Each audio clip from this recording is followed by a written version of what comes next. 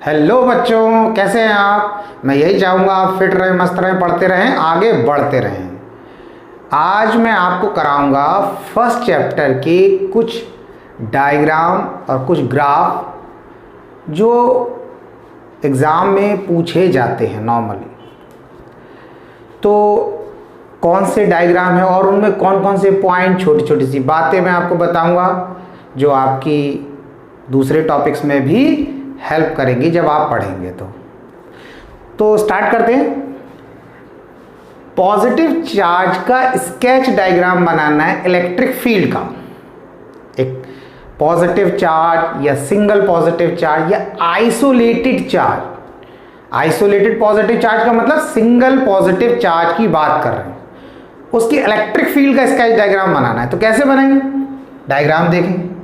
Positive charge बना दिया, उससे दूर जाते हुए एरो बना दिया। ये एरो किसको रिप्रेजेंट कर रहे हैं, ये इलेक्ट्रिक फील्ड को रिप्रेजेंट कर रहे हैं।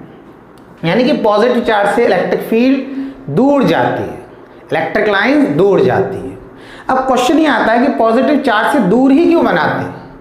पॉजिटिव चार्ज की जो इलेक्ट्रिक फील्ड है उससे दूर जाते हुए एरो इसलिए बनाते हैं कि एक्सपेरिमेंट से ये देखा गया कि जब इस पॉजिटिव चार्ज के पास एक टेस्ट चार्ज रखा Q0, तो टेस्ट चार्ज कैसा नेचर का, पॉजिटिव। तो जब ये तो पॉजिटिव पहले से था, जब हमने इसको टेस्ट चार्ज को इसके पास रखा तो इसने इस पर रिपल्सिव फोर्स लगाया। आपको पता है लाइक चार्ज रिपल करेंगे। तो ये Q0 चार्ज इस सोर्स चार्ज से या ये आइसोलेटेड पॉजिटिव चार्ज से दूर जाने लगा। तो जिस डायरेक्शन में ये टेस्ट चार्ज जाने लगा वही डायरेक्शन हमने इस प्लस चार्ज की इलेक्ट्रिक फील्ड का कंसीडर कर लिया। तो अगर यहां रखोगे तो ऊपर जाएगा, यहां रखेंगे इस Q0 को तो इधर जाएगा, इधर रखेंगे तो इस डायरेक्शन में, इस तरीके से। तो इसीलिए पॉजिटिव चार्ज के केस में जब हम उसकी इलेक्ट्रिक फील्ड बनाते हैं उसे दूर जाते हुए एरो बनाते हैं। दूसरा देखें, अगर हम नेगेटिव चार्ज की बात करें तो नेगेटिव चार्ज के पास अगर रखोगे तो क्या करेगा, ये नेगेटिव चार्ज से अपनी तरफ खींचेगा। इसलिए जब नेगेटिव चार्ज की इलेक्ट्रिक फील्ड बनाते हैं सिंगल चार्ज की, तो एरो नेगेटिव चार्ज की तरफ जाते हुए बनाते हैं। इतना समझ में आया, ठीक। उसके बाद एक पॉइंट है स्फेरिकल सिमेट्रिक, इसका मीनिंग अभी मैं बताऊंगा। पहले मैं ये आपको थोड़ा सा जो और डायग्राम है वो बता देता हूँ, उसके बाद इसका मीनिंग बताऊंगा। इसका मीनिंग क्या है, क्योंकि अधिकतर पूछा जाता है नेचर कि positive charge electric field produce करता है, उसका नेचर क्या है और इसको हम क्यों बोल रहे हैं ऐसा कि स्फेरिकल सिमेट्रिक, या आगे भी देखेंगे सिलेंड्रिकल सिमेट्रिक भी है। अब इसमें क्या है, अब अगर दो प्लस चार्ज की बात कर रहे हैं तब उसकी इलेक्ट्रिक फील्ड कैसे बनाएंगे। तो देखें, इस पॉजिटिव चार्ज से इलेक्ट्रिक फील्ड निकल रही है, इससे निकल रही है, लेकिन इसमें ये चीज नोट करने वाली है, इसकी इलेक्ट्रिक लाइन ये जा रही है, इसकी ये जा रही है, ये जा रही है, इसकी ऐसे। मगर ऐसा नहीं हो रहा है कि इससे निकली और इससे निकली, ऐसे क्रॉस कर दें।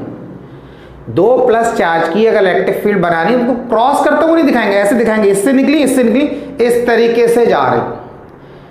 अब जब वो ऐसे जाएंगी तो क्या होगा, ये इलेक्ट्रिक लाइन इस वाली पर साइड वाइज प्रेशर लगाएगी। भाई ऐसे गई, दोनों से निकली, ऐसे करके साइड।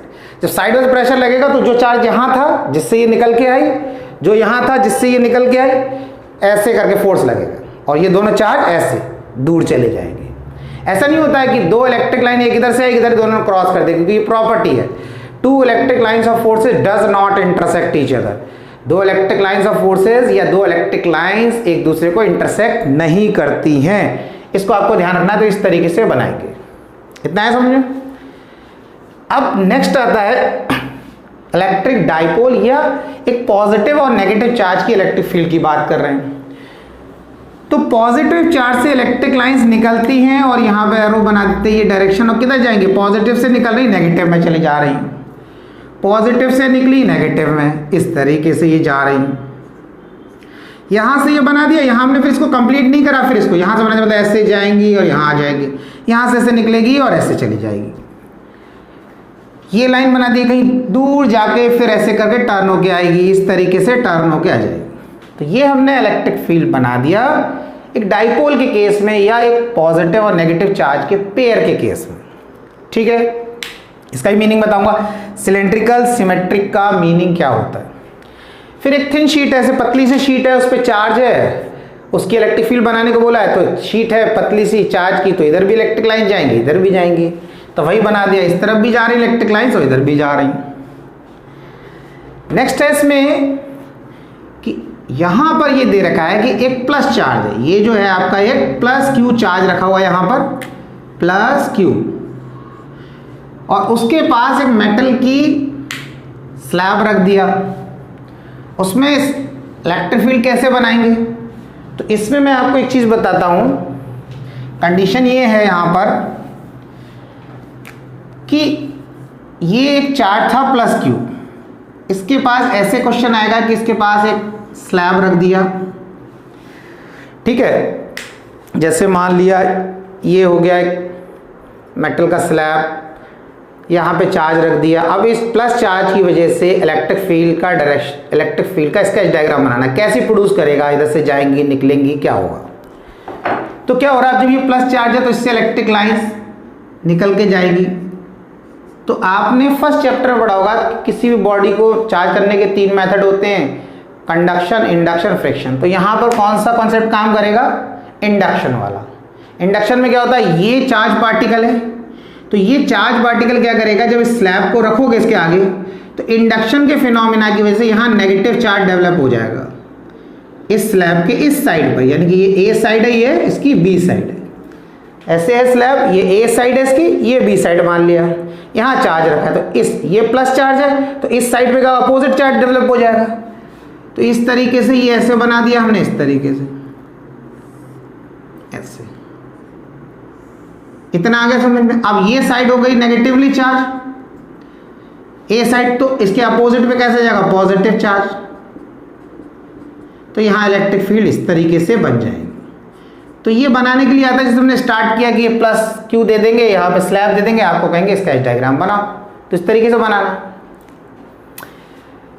नेक्स्ट है इसके बाद यूनिफॉर्म इलेक्ट्रिक फील्ड। आपको आता है draw the sketch diagram of uniform electric field. तो आपको क्या करना है, आपको इस तरीके से पैरेलल लाइन बना देनी है, पैरेलल लाइन, और उसके आगे ई जरूर लिखना है। ई इसलिए लिखना है क्योंकि अगर आपने ऐसे पैरेलल लाइन बना दी है तो ये पैरेलल लाइन तो हो गई, लेकिन ये इलेक्ट्रिक फील्ड है या क्या है, इस चीज को रिप्रेजेंट नहीं कर रहा है। क्योंकि पैरेलल लाइन बनाकर अगर आप बी लिख देते हैं तो ये यूनिफॉर्म मैग्नेटिक फील्ड हो जाता है, ये यूनिफॉर्म मैग्नेटिक फील्ड हो गया। अब तो जब यूनिफॉर्म मैग्नेटिक फील्ड सिर्फ बी लिखने से लगता था सिर्फ मैग्नेटिक फील्ड को एम से रिप्रेजेंट करना चाहिए, लेकिन मैग्नेटिक फील्ड को बी से रिप्रेजेंट करते हैं। तो इसीलिए अब क्योंकि इलेक्ट्रिक फील्ड है तो आप बी ना लिखकर क्या लिखेंगे, ई। अब क्योंकि इलेक्ट्रिक फील्ड वेक्टर क्वांटिटी है इसलिए ई के ऊपर एरो लगा दिया। तो ये यूनिफॉर्म इलेक्ट्रिक फील्ड का स्केच डायग्राम हो गया। अब नेक्स्ट है इसमें ये डायग्राम, इसमें ये पूछा है यहां पर ये 1 2 3 4 ये इलेक्ट्रिक लाइंस जा रही हैं और कह रहे हैं ये एक इलेक्ट्रिक लाइन 1 नंबर को रिप्रेजेंट कर रही है, 2 3 4, और कह रहे हैं इसके बीच में हमने रख दिया एक मेटल का स्फीयर, एक इलेक्ट्रिक लाइन 1 2 3 4 अलग अलग तरीके की, उसके बीच में रख दिया स्फीयर। तो कह रहे हैं बताओ इनमें से कौन सी इलेक्ट्रिक लाइन जो है वो करेक्ट रिप्रेजेंटेशन है, मतलब ये 1 2 3 4 में से कौन सी। तो बात समझना, अगर इसको इलेक्ट्रिक लाइन बोल रहे हैं तो इलेक्ट्रिक लाइन किसी भी कंडक्टर के अंदर से पास नहीं हो सकती, मतलब ये पार्ट जो दिखा रहा है ये पॉसिबल नहीं है। अब बात करें दूसरे की, तो दूसरा भी अंदर से जा रहा है, ये भी पॉसिबल नहीं है।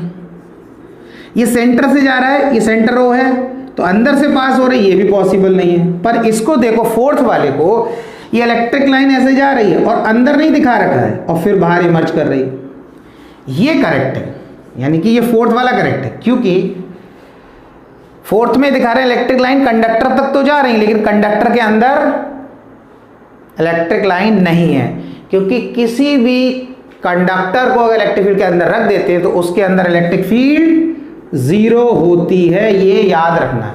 अगर आपने किसी भी कंडक्टर को, वो इलेक्ट्रिक फील्ड जैसे स्फेरिकल कंडक्टर है या कोई दूसरा भी कंडक्टर, इस टाइप का कंडक्टर है, इस तरीके का मेटल का ब्लॉक है और यहाँ से इलेक्ट्रिक फील्ड ऐसे जा रही है, आपने उसके बीच में रख दिया, तो इसके अंदर इलेक्ट्रिक फील्ड 0 रहेगी। इसके इलेक्ट्रिक फील्ड यहाँ दिखेगी और यहाँ से निकलती हुई दिखेगी, लेकिन इस कंडक्टर के अंदर इलेक्ट्रिक फील्ड 0 होगी, इसके अंदर इलेक्ट्रिक फील्ड नहीं हो सकती। इसीलिए ये डायग्राम बिल्कुल सही। कितना समझ में आया? अब ऐसा कैसे हो गया कि यहाँ से जा रही अंदर नहीं है, यहाँ पर आ गई। एक्चुअल में ऐसा हो रहा है कि जब ये तो 3 तो रॉन्ग हो गए, अब ये फोर्थ वाले की बात कर रहे हैं। जब ये इलेक्ट्रिक फील्ड ऐसे गई तो इस कंडक्टर में इसने क्या किया, यहां पर नेगेटिव चार्ज डेवलप कर दिया, यहां पर नेगेटिव चार्ज। इलेक्ट्रिक फील्ड ऐसे जा रही है, इस कंडक्टर में है नेगेटिव, जब नेगेटिव चार्ज होगा तो उसकी जस्ट अपोजिट पे कैसा होगा, पॉजिटिव चार्ज डेवलप हो गया। तो ये इलेक्ट्रिक फील्ड यहां से जा रही है, अंदर तो प्रोड्यूस होगी नहीं और बाहर यहां निकलती हुई आपको दिखेगी। इतना है समझ में। अब इसमें देखिए मैं आपको और पॉइंट बताता हूं और क्या क्या चीज आपसे पूछ सकते हैं। देखो यहां इसको हटा देते, अब इसको देखो, ये हमने बनाया यूनिफॉर्म इलेक्ट्रिक फील्ड। अब यूनिफॉर्म इलेक्ट्रिक फील्ड का थोड़ा मीनिंग दोबारा से समझना, क्योंकि मैं इसमें और भी पॉइंट बताऊंगा। यूनिफॉर्म इलेक्ट्रिक फील्ड का मतलब होता है स्ट्रेंथ जितनी इधर है उतनी इधर, उतनी इधर, उतनी सेम हर जगह। यानी कि यहाँ पे है 10 न्यूटन पर कूलम अगर इलेक्ट्रिक फील्ड, तो उतनी यहाँ होगी, उतनी यहाँ होगी, उतनी यहाँ, उतनी यहाँ, यहाँ सेम हर जगह 10 न्यूटन पर कूलम, 10 न्यूटन पर कूलम, 10 न्यूटन। ये मीनिंग होता है यूनिफॉर्म इलेक्ट्रिक फील्ड का। हर पॉइंट पर सेम होगी इलेक्ट्रिक फील्ड की वैल्यू, ये याद रखना है क्योंकि यूनिफॉर्म है। अब बोल रहे हैं अगर यूनिफॉर्म नहीं होती तो क्या होता। अब यूनिफॉर्म नहीं होगी तो डायग्राम कैसा बनाएंगे, उसका स्केच डायग्राम देखो। अगर आपने ऐसा बना दिया ये एरो इस तरीके, अब इसमें क्या हो रहा है बच्चों, दो लाइन के बीच में डिस्टेंस कम हो रहा है, यानी कि दो इलेक्ट्रिक लाइन पास पास आ रही हैं, तो हम बोलेंगे ये जो है electric field left to right increase कर रही है, यानी कि इसकी स्ट्रेंथ इंक्रीज कर रही है। इस इलेक्ट्रिक फील्ड की strength left to right increase कर रही है क्योंकि पास पास आ रहे हैं। और वैसे भी हम क्या बोलते हैं, जहां ज्यादा लोग हो, पास पास हो, भीड़ ज्यादा, हम क्या बोलते हैं, अरे बहुत ज्यादा स्ट्रेंथ थी। स्कूल में भी नहीं होता, बारिश हो गई तो बच्चे कम आए, बोले आज स्कूल में स्ट्रेंथ कम थी। स्ट्रेंथ कैसे, वही क्लास है वही बच्चे हैं, लेकिन क्या जब कम आए, मान लो 40 स्टूडेंट एक क्लास में, उस दिन आ गए बारिश वाले दिन 10, एक यहाँ बैठा एक यहाँ बैठा, थोड़ा डिस्टेंस दूर दूर हो गया, तो बोले आज स्ट्रेंथ कम थी। कम होगी तो स्पेस ज़्यादा ही होगा दो के बीच में, ठीक है। तो उसको समझने के लिए बता रहे हैं एग्जाम्पल। तो अगर दो लाइन के बीच में डिस्टेंस कम होता जा रहा है, पास पास आती जा रही है, यानी कि स्ट्रेंथ क्या हो रही, बढ़ रही है। अभी क्लास में 40 है, अभी कोई कहीं कंस्ट्रक्शन चल रहा है, किसी दूसरी क्लास के भी बच्चे बिठा दिए 40, तो क्या होगा, अभी पता लगा एक बेंच पे दो दो बैठ रहे हैं, तो 4 4 बिठाने पड़ेंगे, तो क्या हो जाएगा, पास पास आ जाएंगे। तो हम बोलेंगे अरे आज तो बहुत ज़्यादा स्ट्रेंथ हो गई। तो जब स्ट्रेंथ बढ़ती है तो पास पास आ जाते हैं, ऐसा समझना है। तो दो लाइन के बीच में डिस्टेंस कम, तो हम बोलेंगे इलेक्ट्रिक फील्ड की स्ट्रेंथ बढ़ रही है, यानी कि ये इलेक्ट्रिक फील्ड जो है वो आपकी लेफ्ट टू राइट डायरेक्शन में जाने पर इंक्रीज हो रही है। इतना क्लियर हो गया। अब क्या होगा, हम इसके अपोजिट बना दें, अगर हम ऐसे बना दें तो यहां पे क्या हो रहा है, अगर हम लेफ्ट टू राइट करें तो दो लाइन के बीच में डिस्टेंस अब बढ़ रहा है लेफ्ट टू राइट जाने पे, तो हम बोलेंगे ये electric field left to right decrease कर रही है। क्या कर रही है, डिक्रीज। स्ट्रेंथ क्या हो रही है इसकी, कम हो रही है। इसकी स्ट्रेंथ क्या हो रही है, कम हो रही है। आप ऐसे भी समझो, देखो कोई प्लस चार्ज ले लेते हो, आप प्लस चार्ज लेते हो तो ऐसी तो इलेक्ट्रिक फील्ड बनाते हो उसकी, इससे दूर जाता हुआ एरो, आप देखो अभी ऊपर भी बना रखा है हमने ऐसे, बहुत आसानी समझ में आएगा, बहुत आसान है। अब आप यहाँ देखो, प्लस चार्ज से जितना दूर जाओगे इलेक्ट्रिक फील्ड की स्ट्रेंथ कम होगी, इस चार्ज से जितना दूर जाएंगे इलेक्ट्रिक फील्ड की स्ट्रेंथ कम होगी। दो लाइन के बीच में देखो डिस्टेंस बढ़ता जा रहा है, नहीं बढ़ता जा रहा है ऐसे, यहाँ पे डिस्टेंस कम है, यहाँ पे और ज़्यादा, यहाँ और ज़्यादा, और दूर चले जाओगे और ज़्यादा। Electric field due to point charge का फॉर्मूला क्या होता है, E=KQ/R²।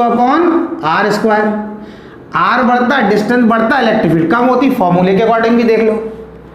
बात समझ में आया। अगर आप अपोजिट डायरेक्शन देख रहे हो, दूर से पास आ रहे हो, तो देखो दो लाइन के बीच डिस्टेंस कम होता जा रहा है, तो दूर से पास आएंगे तो स्ट्रेंथ बढ़ती चली जाएगी। तो ये था यूनिफॉर्म, नॉन यूनिफॉर्म, इंक्रीजिंग और डिक्रीजिंग इलेक्ट्रिक फील्ड। इतना क्लियर हुआ। अब इसमें एक चीज और देखें, इसमें अब इसमें ये है बेटा कि इसमें लिखा है, पूछते हैं आपसे एग्जाम में, what is the nature of electric field produce by a positive charge. Single positive charge जो इलेक्ट्रिक फील्ड प्रोड्यूस करता है उसका नेचर कैसा है। तो नेचर में यहां पर हमें ये बताना है किस टाइप की। अब टाइप समझना, तो हमने लिखा नेचर में बोला spherical symmetric. Spherical symmetric nature कैसा बता रहे हैं पॉजिटिव चार्ज की इलेक्ट्रिक फील्ड का, स्फेरिकल सिमेट्रिक। अब इसका स्फेरिकल सिमेट्रिक का मीनिंग क्या है। स्फेरिकल सिमेट्रिक का मीनिंग ये है कि आपने क्या किया, एक पॉजिटिव चार्ज ले लिया, ठीक है। अब इससे r डिस्टेंस ले लो, इस पॉइंट पर इलेक्ट्रिक फील्ड आपने निकाली। अब इतने डिस्टेंस पर लेकर ऐसे करके मैंने ऐसे बना लिया ये, यानी कि मैंने एक प्लस चार्ज लिया Q और इसके चारों तरफ एक स्फीयर कंसीडर कर लिया। क्या कर लिया, एक स्फीयर कंसीडर कर लिया। अब ये जो स्फीयर मेरे बन गया, इसके सरफेस से किसी भी पॉइंट का डिस्टेंस, इस चार्ज से क्या होगा, R, अगर ये R है तो R है, ये सब R होगा। तो R होगा, इसका मतलब कहने का इस चार्ज की वजह से जो स्फीयर आपने बनाया उसके सरफेस पर कहीं पर भी कोई पॉइंट ले लो, हर पॉइंट पर इलेक्ट्रिक फील्ड सेम, चार्ज जैसा रखा है, इसके चारों तरफ स्फीयर। अब स्फीयर के सरफेस पे यहाँ ऐसे लेते जाओ, यानी कि यहाँ पर इलेक्ट्रिक फील्ड की जो वैल्यू होगी हर पॉइंट पे क्या होगी, सेम होगी। तो इसीलिए ये जो इलेक्ट्रिक फील्ड प्रोड्यूस कर रहा है उसको क्या बोलते हैं, स्फेरिकल सिमेट्रिक। स्फेरिकल सिमेट्रिक का मतलब इसके चारों तरफ अगर आप स्फीयर बनाते हो तो उस स्फीयर पर कोई भी पॉइंट ले लो, हर पॉइंट पर इलेक्ट्रिक फील्ड कैसी होगी, सिमेट्रिक, एक जैसी।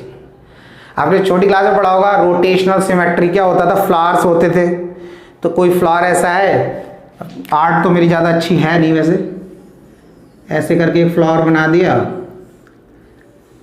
अब ये इस तरीके का फ्लावर है, अगर हम इसको क्या कर दें, इसको रोटेट कर दें, घुमा दें, तो देखने में पता ही नहीं चलेगा ये घूम गया, क्योंकि इसमें रोटेशनल सिमेट्री होगी कि ऐसे घूम गया, फिर वो वैसे ही लगेगा कि वो तीनों जो इसकी लीव्स हैं एक ही जैसी तो लग रही हैं। इतना समझ में आया? तो वही चीज है। तो इस पॉजिटिव चार्ज जो इलेक्ट्रिक फील्ड प्रोड्यूस करता है उसका नेचर पूछ रहे हैं, सिंगल पॉजिटिव चार्ज, तो आप क्या बोलोगे, स्फेरिकल सिमेट्रिक। नेगेटिव चार्ज है उसके लिए भी सेम रहेगा, स्फेरिकल सिमेट्रिक। कितनी बात आई समझ में? ठीक, अब नेक्स्ट देखते हैं यहां पर हम, अब बात करते हैं हम इस डाइपोल की। डाइपोल की इलेक्ट्रिक फील्ड की बात कर रहे हैं, उसका नेचर कैसा है। तो जब डाइपोल की इलेक्ट्रिक फील्ड की बात करते हैं उसके नेचर के लिए लिखा है सिलेंड्रिकल सिमेट्रिक। सिलेंड्रिकल सिमेट्रिक का मीनिंग क्या है, अब जैसे आपने क्या किया, एक डाइपोल ले लिया, प्लस चार्ज ले लिया, माइनस चार्ज, ठीक है।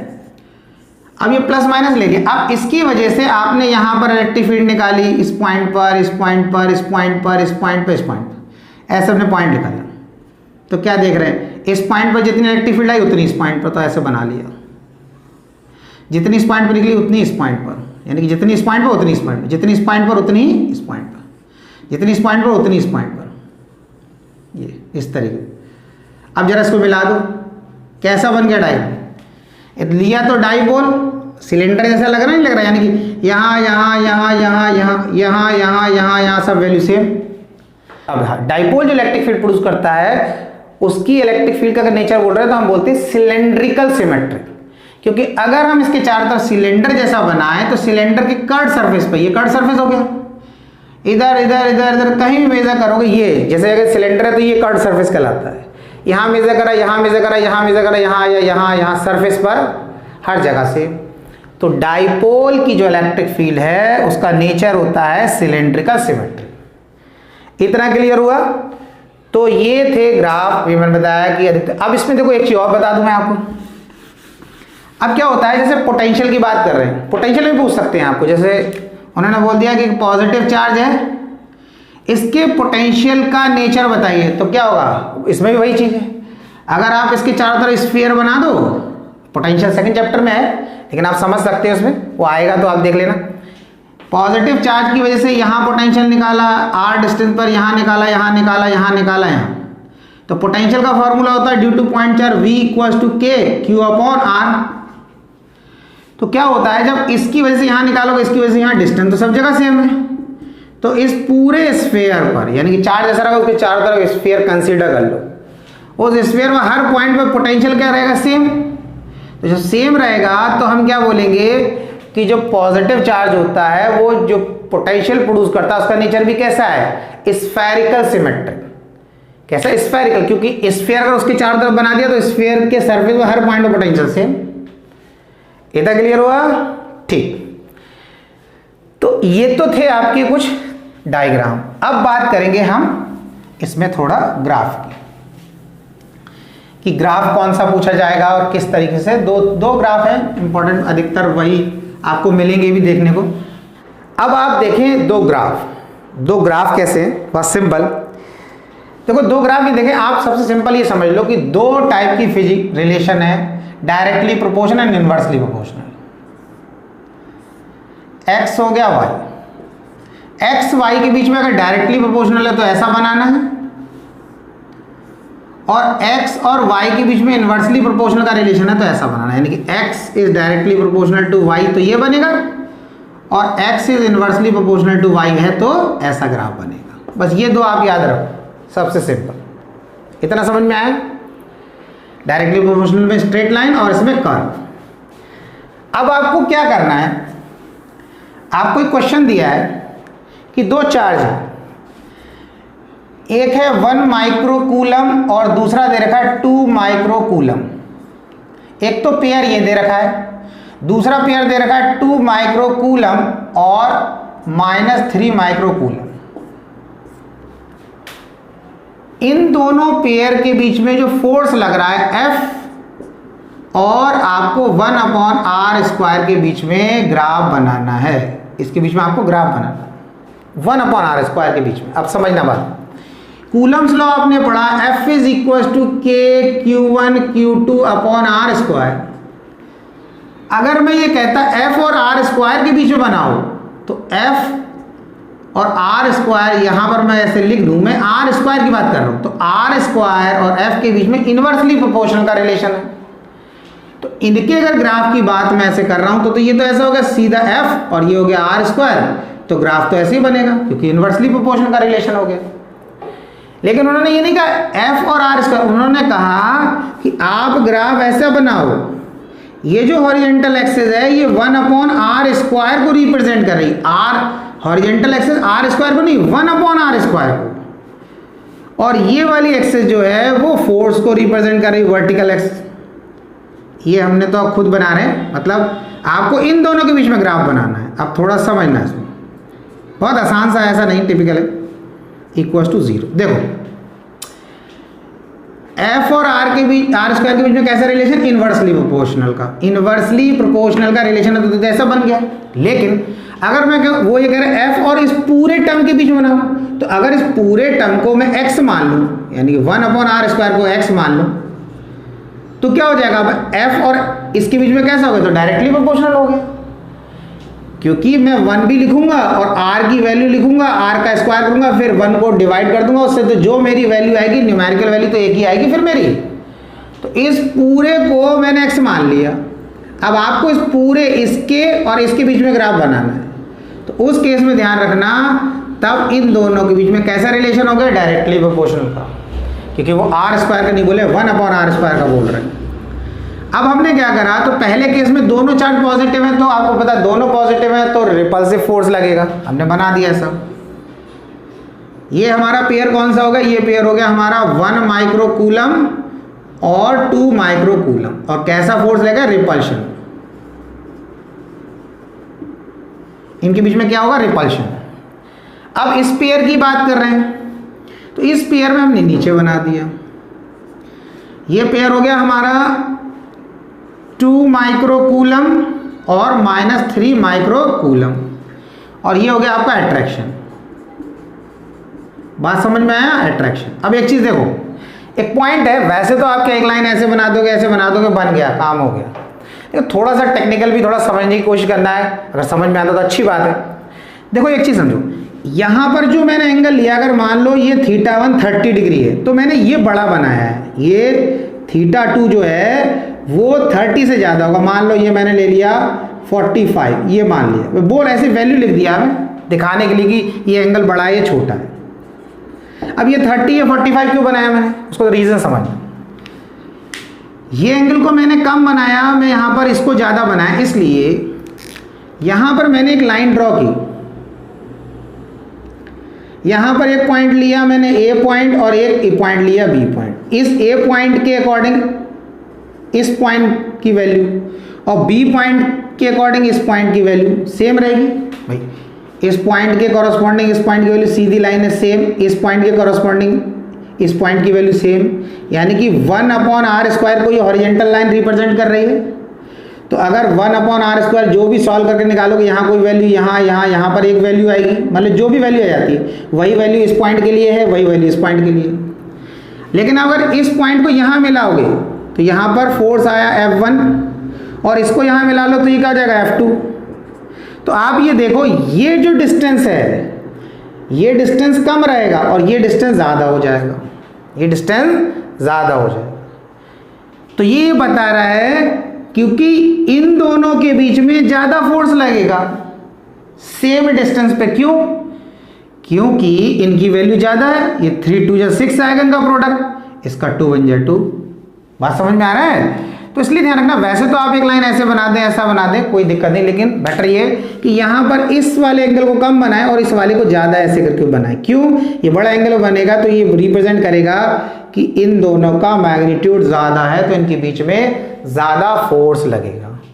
ठीक है। और दूसरी चीज़, हमने ये इस लाइन के नीचे बनाया है तो माइनस कब में लिख दिया फोर्स, इसका मतलब क्या हो गया कि इनके बीच में कैसा लग रहा है फोर्स। अगर नेगेटिव में आता है तो वो अट्रैक्टिव फोर्स को रिप्रेजेंट करता है, पॉजिटिव में आता है तो रिपल्सिव फोर्स को रिप्रेजेंट करता है। वैसे तो जो आपने चैप्टर पढ़ा होगा तो फोर्स जब कूलम्स लॉ लिखते हैं तो उसमें माइनस प्लस नहीं लगाते हैं, इलेक्ट्रिक फील्ड भी लिखते नहीं लगाते हैं, लेकिन अगर हम उसको प्लस माइनस लेके लिखेंगे तब उस कंडीशन में एक प्लस होगा एक माइनस होगा, तो माइनस आएगा तो अट्रैक्टिव ही लगाएगा। तो रिप्रेजेंटेशन करने का ये भी तरीका है। ये बात आई समझ में? तो एक तो आपका ये ग्राफ हो गया। एक ग्राफ मैं आपको और बताता हूँ जो चार्ज स्फेरिकल शेल के केस में है, वो इंपॉर्टेंट ग्राफ है, आप उसे देखें। ग्राफ ये है कि कंडीशन ये है पहले बेटा कि एक चार्ज स्फेरिकल शेल है, इस पर चार्ज है, इस पर चार्ज है, तो चार्ज स्फेरिकल शेल का जो रेडियस है, ये रेडियस है r, और इसके अंदर इलेक्ट्रिक फील्ड होती है 0। चार्ज स्फेरिकल शेल के अंदर इलेक्ट्रिक फील्ड 0 होती है, हमेशा याद रखना। देखो 2 पॉइंट, चार्ज किसी शेल को चार्ज दे दिया तो भी इलेक्ट्रिक फील्ड 0, और किसी शेल को यानी कि हॉलो स्फीयर को इलेक्ट्रिक फील्ड के अंदर रख दिया, अभी चार्ज नहीं दिया है, हॉलो स्फीयर है, न्यूट्रल है, उसको इलेक्ट्रिक फील्ड के अंदर रख दिया, तब भी उसके अंदर इलेक्ट्रिक फील्ड 0 रहेगी। यानी कि ऐसे इलेक्ट्रिक फील्ड प्रोड्यूस हो रही है, आपने कोई शेल रख दिया तो इसके अंदर इलेक्ट्रिक फील्ड नहीं पास होगी, यानी कि इलेक्ट्रिक फील्ड ऊपर तक दिखेगी यहाँ एंटर करती हुई और यहाँ निकलती हुई, लेकिन अंदर क्या रहेगी, अंदर 0 ही रहेगी। ये ध्यान रखना, इंपॉर्टेंट पॉइंट है। अब क्या है, यहाँ पर आपको इसके सरफेस पे इलेक्ट्रिक फील्ड अगर निकालने की बात करें तो इसका फॉर्मूला होता है E = KQ/R²। ये सरफेस पर इलेक्ट्रिक फील्ड निकालने का फॉर्मूला है। अगर सरफेस से कुछ बाहर निकालना है r डिस्टेंस, इस पॉइंट पर, ये सरफेस के लिए, तो इसके लिए फॉर्मूला है E = KQ/R², यानी कि यहाँ से यहाँ तक का डिस्टेंस ले लिया, ये चार्ज स्फेरिकल शेल के बाहर, और अंदर तो इलेक्ट्रिक फील्ड 0 है। तो आपको समझ में आ रहा होगा कि सरफेस पे ये वैल्यू आ गई और सरफेस से अगर बाहर जा रहे हैं तो ये डिस्टेंस बढ़ गया, यानी कि स्मॉल r अब क्या हो गया, ग्रेटर देन कैपिटल R। तो जितना r बढ़ेगा इतना E कम होगा, यानी कि चार्ज स्फेरिकल शेल से दूर जाओगे इलेक्ट्रिक फील्ड कम होगी, और शेल के अंदर तो 0 है। अब इसको दिखाएंगे ऐसे, आपको ग्राफ किस किस के बीच में बनाना है, आपको बनाना है इलेक्ट्रिक फील्ड और r के बीच में, डिस्टेंस के बीच में बनाना है। ये वर्टिकल एक्सेस जो है वो इलेक्ट्रिक फील्ड को रिप्रेजेंट कर रही है, हॉरिजेंटल एक्सेस जो है वो r को रिप्रेजेंट कर रही है, यानी कि सेंटर से पॉइंट ऑफ ऑब्जर्वेशन तक के डिस्टेंस को, कहीं भी हो सकता है, वो सरफेस पे हो सकता है, यहाँ हो सकता है, अंदर भी हो सकता है, पॉइंट ऑफ ऑब्जर्वेशन जहाँ पर इलेक्ट्रिक फील्ड की बात कर रहे हैं। अब हमने क्या किया, यहाँ पर एक मार्क लगाया, यहाँ पर मार्क लगाने का लिख दिया कैपिटल R = स्मॉल r। इसका मतलब इस पॉइंट तक, यहाँ पर देखो ये हॉरिजेंटल लाइन r को रिप्रेजेंट कर रही है, तो ये सेंटर हो गया, सर्कल का सेंटर। जैसे ऐसे चलते रहे, यहाँ चलते रहे, मान लो ये r जो है 10 सेंटीमीटर है, फॉर एग्जाम्पल 1 2 3, यहाँ पर अगर 10 सेंटीमीटर, 10 सेंटीमीटर के बाद आप इधर जाएंगे, इसका मतलब शेल के बाहर आ गया, शेल के बाहर आ गया। तो 0 से लेकर यहाँ 10 सेंटीमीटर तक इलेक्ट्रिक फील्ड कितनी है, अब देख लो, चार्ज स्फेरिकल शेल के अंदर 0 है तो इसके ऊपर ही लाइन बनाना है ऐसे करके। तो ये बनी हुई लाइन होती है, अगर ग्राफ आप कभी ध्यान से देखोगे ना तो ऐसे ये लाइन बनी होती है, लेकिन दिखती नहीं है क्योंकि ब्लैक कलर की लाइन होती है, उस पर भी ब्लैक बनी होती है। तो यहाँ से यहाँ तक इलेक्ट्रिक फील्ड 0 हो गई, यानी कि शेल के अंदर की बात कर रहे हैं। लेकिन जैसे ही सरफेस पे आते हैं, शेल के अंदर तो 0 है, सरफेस पे एकदम मैक्सिमम हो जा रही है। तो अगर अंदर वाले इधर से अंदर तक के रेडियस की बात करो या सरफेस की बात करो तो वो तो लगभग बराबर होगा। तो हमें क्या करना, हम क्या करते हैं कि यहाँ तक तो 0 दिखा दिया, फिर इसी पॉइंट से सीधी लाइन ऊपर लेके चले गए, सीधी ऊपर लेके चले गए। इसका मतलब इस लाइन से लेफ्ट में मान लिया यहाँ पर, तो मान लिया शेल के अंदर है, इस लाइन के राइट में मान लिया तो मान लिया शेल के सरफेस पर है। यानी कि ये लाइन जो है, ये जो लाइन है, इसका डिस्टेंस सेंटर से कितना है, कैपिटल R। तो ये एक तरीके से सरफेस को ही रिप्रेजेंट करती है। यहाँ से सीधा यहाँ आ गए, अब यहाँ पर आ गए तो सरफेस पे वैल्यू कितनी होगी, इधर मिलाया, सरफेस पे वैल्यू कितनी हो गई, जो भी वैल्यू यहाँ दे रखी हो, 5 न्यूटन, 10, 15, इधर इतना जितनी भी दे रखी हो, मान लो यहाँ पे 20 न्यूटन पर कूलम इलेक्ट्रिक फील्ड। अब सरफेस से और आगे चले, जब आप सरफेस से आगे जाएंगे तो इलेक्ट्रिक फील्ड तो कम होगी, क्योंकि ई जो है कैसा रिलेशन है आर के साथ, इन्वर्सली प्रोपोर्शनल है, E is inversely proportional to R square. तो अब यहाँ से ऐसे चलेंगे, ऐसे करके ये आपका ग्राफ। तो आप ये देखें, ये 0 से आर, कैपिटल आर तक, यानी कि अंदर की बात करें इतने पार्ट में 0 है। जैसे ही सरफेस की बात करें तो मैक्सिमम तो सीधा इसी लाइन को ऊपर लेगा, यहाँ पहुंच गए तो देखा ये पॉइंट कहाँ गए, सरफेस को रिप्रेजेंट कर रहा है, ये पॉइंट सरफेस को। तो इस पॉइंट पे इलेक्ट्रिक फील्ड कितनी होगी, तो यहाँ ही तो मिलाएंगे भाई, इस पॉइंट के कॉरस्पॉन्डिंग इलेक्ट्रिक फील्ड की वैल्यू कितनी होगी, यहाँ से एक लाइन परपेंडिकुलर ड्रॉ करना है। ये बेसिक सा कॉन्सेप्ट है, आप समझें इसे। जैसे मैंने ये क्या किया, इस तरीके से मैंने ये टाइम एक्सिस बना दिया, ये एक्स एक्सिस बना दिया। अब मैंने एक पॉइंट ले लिया यहाँ पर ऐसे रैंडम। अब कह रहे हैं इस पॉइंट ए के कॉरस्पॉन्डिंग टाइम कितना है, इस पॉइंट के अकॉर्डिंग टाइम कितना। तो क्या करना, सीधी एक लाइन बनाओ जो टाइम एक्सिस पर 90 डिग्री बनाती हो, जहां मिलेगी इस पॉइंट के कॉरस्पॉन्डिंग टाइम मिल जाएगा। बेसिक इस पॉइंट के कॉरस्पॉन्डिंग डिस्टेंस कितना है, सीधा यहां से ले जाओ, डिस्टेंस वाली एक्सिस से मिला दो, परपेंडिकुलर ड्रॉ कर दो, जहां पर ये मिलेगी इस पॉइंट के कॉरस्पॉन्डिंग डिस्टेंस हो गया। तो इस पॉइंट के कॉरस्पॉन्डिंग इलेक्ट्रिक फील्ड कितनी होगी, यहां से सीधी एक लाइन परपेंडिकुलर ड्रॉ कर दी, यहां मिल गई। तो इस पॉइंट पर इस पॉइंट के कॉरस्पॉन्डिंग जो भी इलेक्ट्रिक फील्ड की वैल्यू होगी वो हमें पता चल जाएगी। इस पॉइंट के कॉरस्पॉन्डिंग आर कितना होगा, यहां से यहां मिला दिया, ये पता चल गया। तो ये ग्राफ था जो चार्ज स्फेरिकल शेल के लिए था। शेल जब भी बोलेंगे तो इसका मतलब स्फेरिकल शेल बोल रहे हैं तो हॉलो स्फीयर, ये आपको याद रखना है। अगर आपको ये चीज़ें समझ में आ रही हैं, आपको हेल्प करती हैं बच्चों, तो आप जो वीडियो देखने के बाद आप लाइक ज़रूर करें, क्योंकि लाइक से क्या होता है, हमें फीडबैक मिलता है। और अगर आपको नहीं समझ में आता है और आपको वीडियो से कोई फ़ायदा नहीं होता तो आप मत करें लाइक, क्योंकि आपका जो जब आप लाइक करते हैं तो हमें उससे मोटिवेशन मिलता है, हमें लगता है कि बच्चों को जो हम समझा रहे हैं उनको समझ में आ रहा है, हमें आपका एक फीडबैक हो। मैं नहीं कह रहा हूँ कि आप हमेशा लाइक ही करें, अगर समझ में आता है तो ज़रूर लाइक करें। किसी का भी वीडियो देखते हैं आप ज़रूर लाइक करें, उससे उसको फीडबैक मिलेगा कि आप वीडियो देख रहे हैं, आपको अच्छा लग रहा है, आपको समझ में आ रहा है।